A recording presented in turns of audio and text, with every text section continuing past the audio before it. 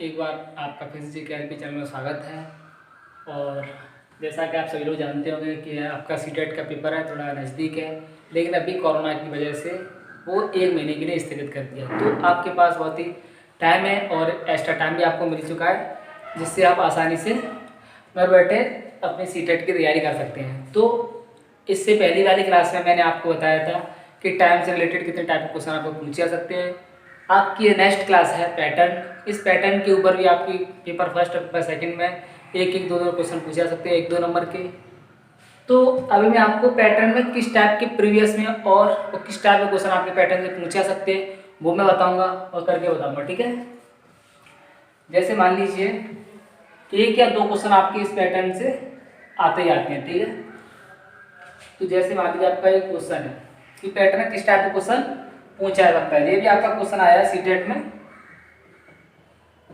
में आया हुआ पेपर फर्स्ट में, ठीक है। जैसे क्वेश्चन है 1 × 1 = 1, 1 1 × 1 1 = 1 2 1, 1 1 1 × 1 1 1 = 1 2 1, sorry 1 2 3 2 1, dot dot dot dot dot dot dot dot dot dot dot dot dot dot. इसी तरीके से पूछे आपको 1 1 1 1 1 1 × 1 1 1 1 1 1। इसका आंसर क्या होगा, ठीक है। आपको एक इस जितने भी दिए हुए हैं इसमें पूरे में एक पैटर्न लगा होगा। जो पैटर्न आपका यहाँ पे लगा हुआ है वही सेम पैटर्न लगा करके आपको इसका आंसर बताना है। इस टाइप का आपको एक पैटर्न दिया होगा और 3-4, जैसा कि आप जानते होंगे, आपने प्रैक्टिस भी की होगी, दिए होंगे क्वेश्चन। 4 आपको क्या दिए होंगे, ऑब्जेक्टिव्स दिए होंगे। उन 4 ऑब्जेक्टिव्स में से आपको एक करेक्ट आंसर, सुटेबल आंसर है वो आपको छांटना है, ठीक है। तो इस पैटर्न को देखते हुए आपको क्या करना है, इस पैटर्न का आंसर निकालना है। तो देखिए ये आपका नंबर 1 है ना, इसमें 1 और 1 का गुणा करोगे तो 1 ही आएगा। या तो आप डायरेक्टली इनका मल्टीप्लाई करके निकाल सकते हो, तो आपको बहुत कॉम्प्लिकेटेड बढ़ जाएगा, बहुत लेंथी हो। लेकिन हमको एक पैटर्न को समझना, उस पैटर्न की हेल्प से उसका सटीक आंसर निकालना है, ठीक है। देखो इसमें 2 नंबर है, 1 और 1 2, यानी 1 और 1 2 नंबर है। इसमें 2 जब 2 संख्या गुणा करेंगे तब हमारी कहाँ से गई है, 1 और 2 तक गई है। जब 1 2 3 का करेंगे तब गिनती कहाँ से गई, 1 2 3 तक गई है, फिर 2 1 लौटी है। इस तरीके से आप 2 से 1 लौटी है। तो ऐसे 1 2 3 4 5 6, ये आपके कितने 6 हैं। तो पहले हमें क्या कहाँ तक जाना है, इसका आंसर निकालना। तो 1 2 3 4 5 6 तक जाइए और 6 के बाद बैक हो जाइए रिवर्स, 5 4 3 2 1। ये भी आपका ऑब्जेक्ट में एक आंसर दिया होगा, तो आप उस पर तरीके से लगा सकते हैं, ठीक है। इस तरीके से पैटर्न, जो आपका पैटर्न गिवन होगा उस पैटर्न की हेल्प से डायरेक्ट उसका जो आंसर होगा वो आंसर को मैच कर सकते हैं, ठीक है। आपका एक नेक्स्ट क्वेश्चन और नेक्स्ट क्वेश्चन की तरफ चलते हैं कि किस तरीके से पैटर्न से क्वेश्चन पूछे जा सकते हैं। जैसे मान लीजिए आपका एक क्वेश्चन ये दिया है,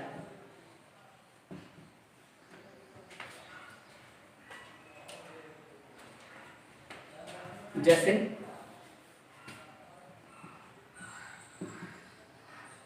स्टेज फर्स्ट है, ठीक है। ये आपकी स्टेज 2,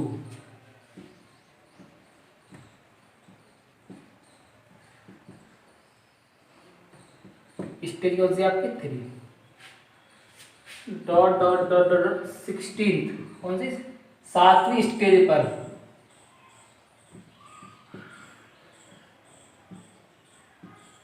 कितने त्रिभुज होंगे।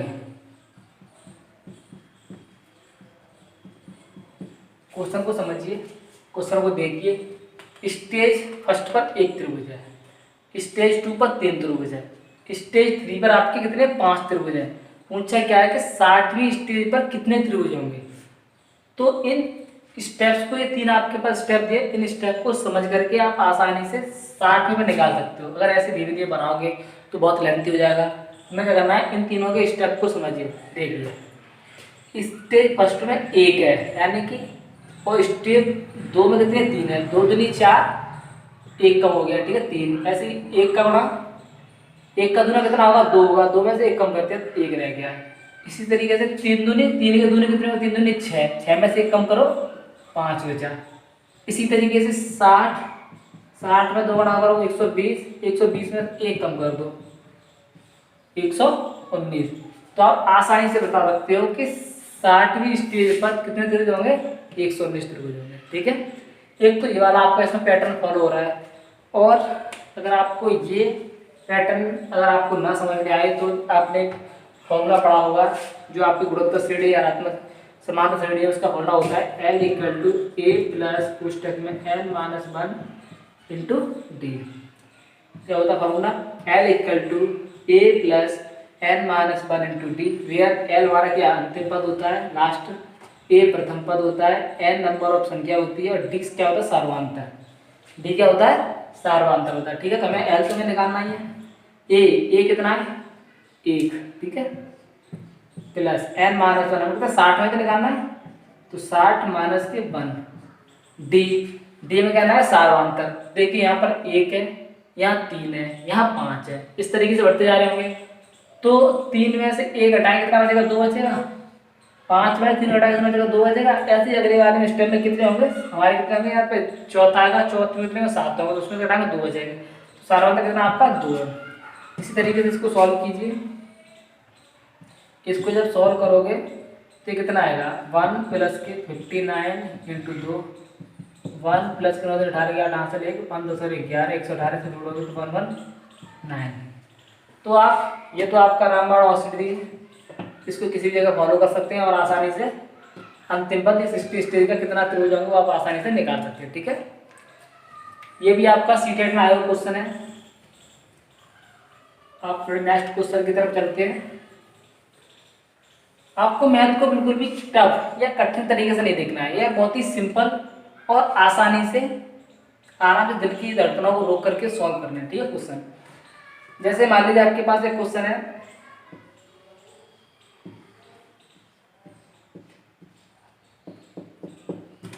ये आपको कौन सी है, स्टेज फर्स्ट है। ठीक है,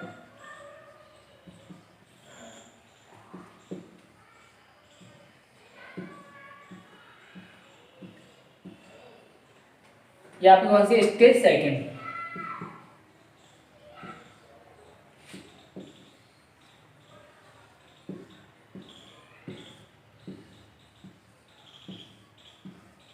ये आपकी कौन सी है, स्टेज थर्ड। इसी तरीके से आपको 25वीं स्टेज पर खानों की संख्या बतानी है, ब्लॉक्स, हिंदी में कह सकते हैं खानों की संख्या। ठीक है, ये सोना चांदी वाली खान नहीं है, ये ब्लॉक्स की संख्या है। ठीक है, तो क्या कह रहा है क्वेश्चन, कह रहा है स्टेज फर्स्ट पर कितने ब्लॉक हैं, 5 दिख रहे हैं आपको। स्टेज 2 पर 1 2 3 4 5, 1 2 3 4 5 10 है। ऐसे स्टेज 3 पर कितने, 5 5 10 5 15।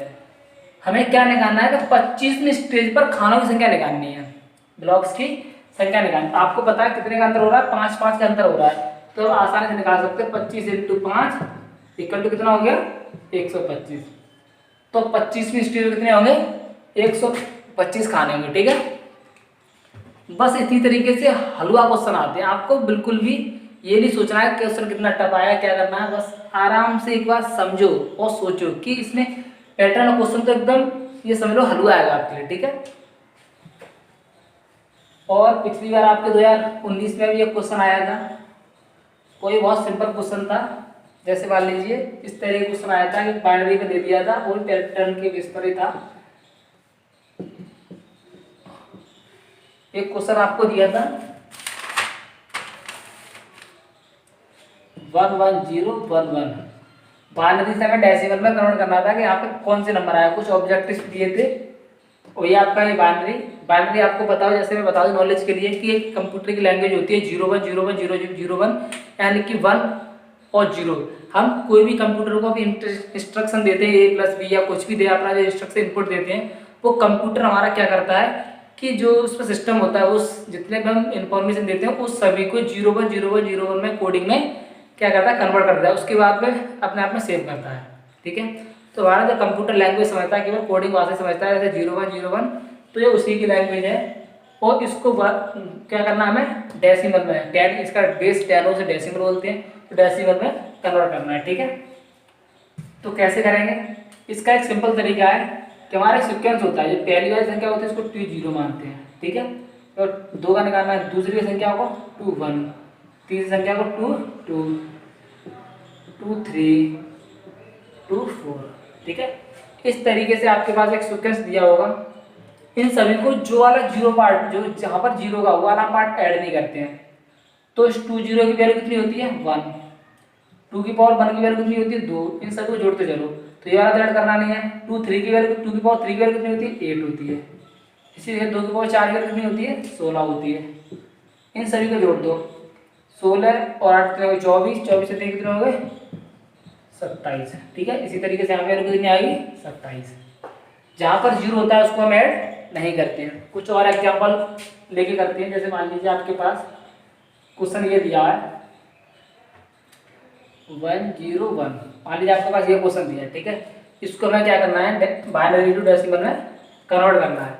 तो आपका वही पुराना स्टेप, इसको मान लेते हैं लास्ट वाले को 2 की पावर 0, दूसरे नंबर को 2 की पावर 1, तीसरे वाले को 2 की पावर 2, चौथे वाले को 2 की पावर 3 और पांचवे वाले 2 की पावर 4, ठीक है।